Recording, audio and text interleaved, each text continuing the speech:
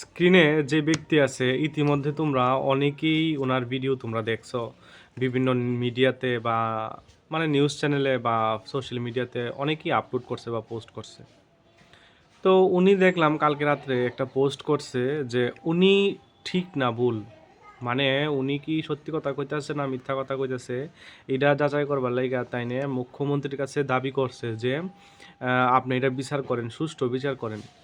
আচ্ছা, আমার প্রশ্ন হইছে আমরা ত্রিপুরা রাজ্যের মুখ্যমন্ত্রী কি সব কাজ ফালাইয়া স্বাস্থ্য ডিপার্টমেন্ট মানে হেলথ ডিপার্টমেন্ট থেকে শুরু করে সেটা যত ডিপার্টমেন্ট আছে সব কাজ কি শেষ তানের? এখন তাই এই সমস্ত গান্ডু টপিক নিয়ে সেটা তাই না ডিসকাস করবো যে তাই সত্যি কথা কইতেছে না মিথ্যা কথা কইতেছে। আবার দেখলাম তাই নিয়ে একটা পোস্ট করছে, মানে এটার মধ্যেই কইছে যে প্রতিমা ভূমিক ওনার মায়ের মতো। তো ওনার কাছে উনি আর্জি জানাইছে উনি যাতে ওনার বিচার করে আর কি, যে সত্যি মিথ্যা। উনি তো বানানি ভুল লিখছে, প্রতিমা ভূমিক না লিখা প্রতিমা ভূমিক লিখে রাখছে।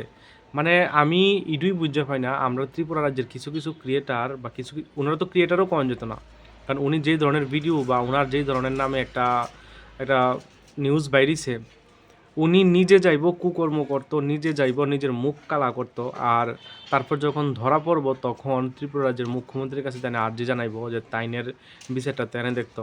মানে ত্রিপুরা রাজ্যের মুখ্যমন্ত্রী এখন সব কাজ শেষ, তাইনের আর কোনো কাজই নাই। এখন যা কাজ আছে উনি ঠিক মানে ওনার মতো পাবলিক আদৌ ঠিক করছে না ভুল করছে এইসব নিয়ে তদন্ত করছে, মানে তদন্ত করতো আর কি। মানে কোন জায়গা গেছে এইসব মানুষ মহিলারা, অথচ আমরা তারারই দেখি তারারই সাপোর্ট করি। এই সমস্ত লোকের আইডি দেখলে ডাইরেক্ট মানে ব্লক, কারণ কে তারা মানে ত্রিপুরাটারে কুলুষিত করতেছে আর কিচ্ছু না।